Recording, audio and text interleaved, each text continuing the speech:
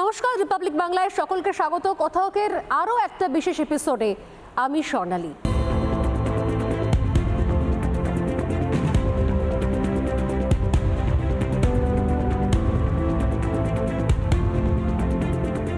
যে বিষয় নিয়ে কথা হয়ে আসছে, যে বিষয় নিয়ে এর আগেও একাধিকবার আমরা প্রশ্ন করেছি, যখনই যে ছবিগুলো দেখতে পাওয়া যাচ্ছে, fair and bright night and day cream, ত্বক থাকবে ব্রাইট সারাদিন, পলিউশন ফ্রি, ঠিক যেন রাতের ফোঁটা সাদা ফুল, সারাদিন হ্যাপি ব্রাইট স্কিন। সম্প্রতি হয়ে গেল বিচার পেতে আলোর পথে অজস্র মানুষ রাস্তায় নামছেন, চারিদিকে জাস্টিসের স্লোগান, এক দাবি এক স্বর, জাস্টিস ফর আরজি কর। কিন্তু এর মধ্যেও যখন বিশেষ বিশেষ রাজনৈতিক রং নিয়ে প্রশ্ন ওঠে, বিশেষ বিশেষ রাজনৈতিক উদ্দেশ্য নিয়ে প্রশ্ন ওঠে, বিশেষত শাসক দলের তরফ থেকে এখানেও কোনো না কোনোভাবে বোঝানো হয় বা চাপানো হয় যে আসলে একটা শ্রেণী তারা বিচার চাইছেন এবং তাদের মধ্যে শাসক দলের অংশও রয়েছে, কিন্তু আসলে পুরোটাই রয়েছে অন্য উদ্দেশ্যে, অন্য ষড়যন্ত্রে। সত্যি কি ষড়যন্ত্র রয়েছে? সত্যি কি অন্য উদ্দেশ্য রয়েছে? সত্যি কি রাজনৈতিক ফায়দা তোলার লড়াই চলছে? যদি চলে তাহলে সেটা কাদের মধ্যে? আর না হলে এই এতদিন ধরে এক টানা লাগাতার যে আন্দোলন, এমনকি যেখানে বিচার পেতেও তারিখ পিছিয়ে যাচ্ছে, তারপরও মানুষ নাছোড়বান্দা হয়ে রাস্তায় নামছেন। তারা বলছেন যতক্ষণ না বিচার হবে ততক্ষণ পর্যন্ত আন্দোলন চলবে, যত বিচার দেরি হবে তত বেশি ক্ষোভ বাড়বে। এই আগুন সহজে নেভার নয়। এত সহজে কি বলে দেওয়া যায় যে এর মধ্যে অন্য কোনো উদ্দেশ্য আছে? মানুষ নেই নাকি মানুষই আসল রয়েছে? কোথাও লালবাজারের সামনে দাঁড়িয়ে বসে থেকে বিনীত গোয়েলকে স্লোগান দেওয়া থেকে শুরু করে গোটা শহর, কলকাতা, জেলা সদর, মিনি মেট্রো, দেশের বিভিন্ন প্রান্ত যেভাবে কোথাও ফুঁসছে, এখনো কি বলার অপেক্ষা রাখে যে আসলে এই আন্দোলন মমতা বনাম জনতা হয়ে যায়নি? এই বিষয় নিয়ে কথা বলার জন্য এই মুহূর্তে আমার সঙ্গে যারা রয়েছেন এক এক করে আলাপ করে নিয়ে, আমার এক পাশে রয়েছেন চিকিৎসক শারদত্ত মুখোপাধ্যায়, রয়েছেন নাট্যকর্মী কৌশিক অধিকারী এবং রয়েছেন social media influencer Indrajit Lahiri. আর অন্যদিকে রয়েছেন, আরেক পাশে রয়েছেন, ইনফ্যাক্ট এই মুহূর্তে এ পক্ষ না ওপক্ষ বলা খুব মুশকিল, আসলে অনেকেই অনেক পক্ষ, বা খুব সহজে বলতে গেলে সবাই আসলে এক পক্ষ, অভয়ার পক্ষে রয়েছে। তো সেই জায়গা থেকে আমি আলাদা করে পক্ষ বলছি না। আমার এই পাশে যারা রয়েছেন তারা রয়েছেন ডক্টর নীলাঞ্জন চন্দ্র, রয়েছেন আইনজীবী অনির্বাণ ব্যানার্জি এবং রয়েছেন চিকিৎসক প্রসূন ঘোষ। প্রত্যেককে স্বাগত রিপাবলিক বাংলা এবং কথাকের এই বিশেষ এপিসোড সেগমেন্টে। এর বাইরেও আমাদের সঙ্গে আরও 4 জন রয়েছেন অতিথি, যারা সরাসরি প্রশ্ন করবেন আমাদের এই প্যানেলিস্টকে আজকের এই কথাকের মঞ্চে। আমি এক এক করে আসি। আমি প্রথমে শুরু করবো ডক্টর শারদত্তকে দিয়ে। এই যে বিপুল আন্দোলন, জনজাগরণ, অনেকেই বলছেন জন অভ্যুত্থান, এ ছবি আগে কখনো দেখা যায়নি। অন্তত কলকাতা পুলিশের ইতিহাসে পুলিশ কমিশনারকে সামনে গিয়ে কেউ মেরুদণ্ড উপহার দিচ্ছে, এ ছবি অন্তত ইতিহাসে কোথাও এখনো পর্যন্ত ধরা পড়েনি। এরপরও আন্দোলনের মধ্যে গতি প্রকৃতি নিয়ে অনেক সময় প্রশ্ন উঠছে। অনেক সময় মমতা বন্দ্যোপাধ্যায় যখন বিধানসভায় একের পর এক লম্বা ফরমান খতিয়ান পেশ করছেন, অন্যান্য রাজ্যের সঙ্গে ধর্ষণের তুলনামূলক কম্পারেটিভ আলোচনা করছেন, জানি না সেখানে ধর্ষণের প্রতিযোগিতা হচ্ছে কিনা, সেই সময় দাঁড়িয়ে প্রশ্ন ওঠে তাহলে এটা কি রাজনৈতিক কম্পিটিশনের জায়গায় দাঁড়িয়ে রয়েছে? মানে অন্যান্য রাজ্য বনাম পশ্চিমবঙ্গ, নাকি আসলে মানুষ বনাম মমতা বন্দ্যোপাধ্যায়? এই আন্দোলন স্বতঃস্ফূর্ত, এই আন্দোলন মানুষের, এবং মানুষ যতক্ষণ না বিচার পাবে ততক্ষণ পর্যন্ত তারা থামছে না। কোনটা? একদমই তাই, এটা মানুষের আন্দোলন, এই নিয়ে কোনো দ্বিমত নেই।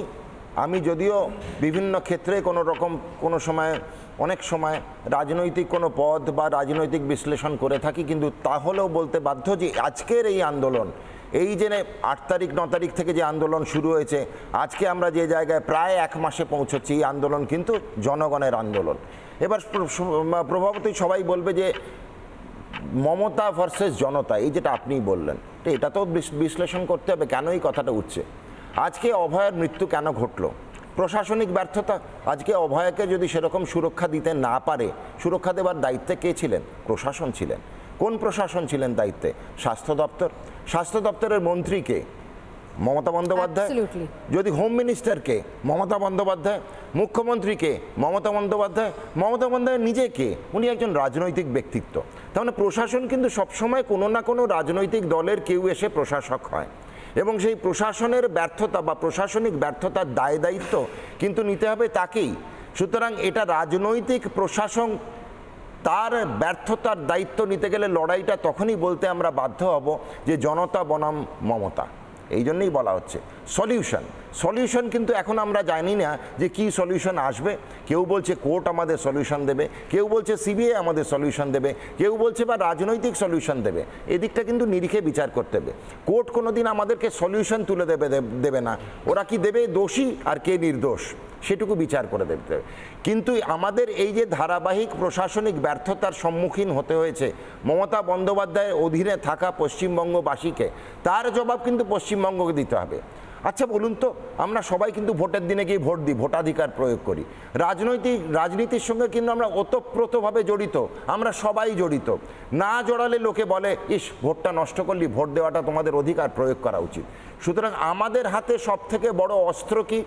অস্ত্র হচ্ছে ভোট। হ্যাঁ ঠিক, মোমবাতি সেটাও একটি অস্ত্র, আলপনা, গিটার, গান, মিছিল, পদযাত্রা, শোভাযাত্রা সেটাও আমাদের অস্ত্র।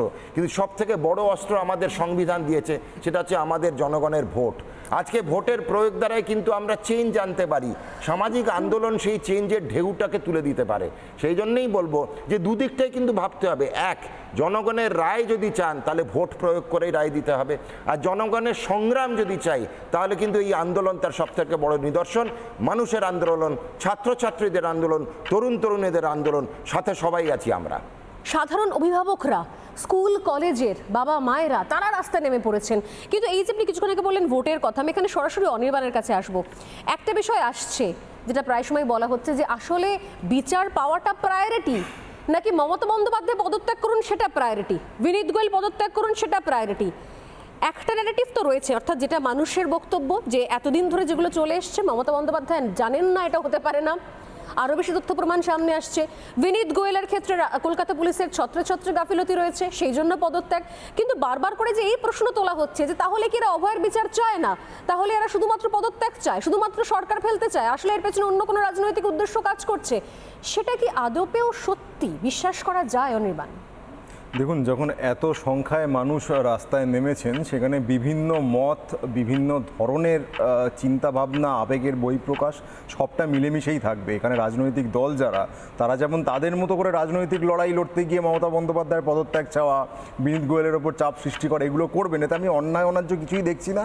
এই অর্থে দেখছি না যে রাজনৈতিক লড়াই যখন হয় এভাবেই হয়, তারা ন্যাচারালি বিরোধী রাজনৈতিক দল, তারা পদত্যাগ চাওয়া ইত্যাদি দাবিগুলি করবেন, এতে অস্বাভাবিকতা কিছু নেই। কিন্তু এর সঙ্গে সরাসরি যে মূল খুন, ধর্ষণ ও খুনের ঘটনাটি ঘটেছে তার বিচার প্রক্রিয়ার কোনো সম্পর্ক নেই।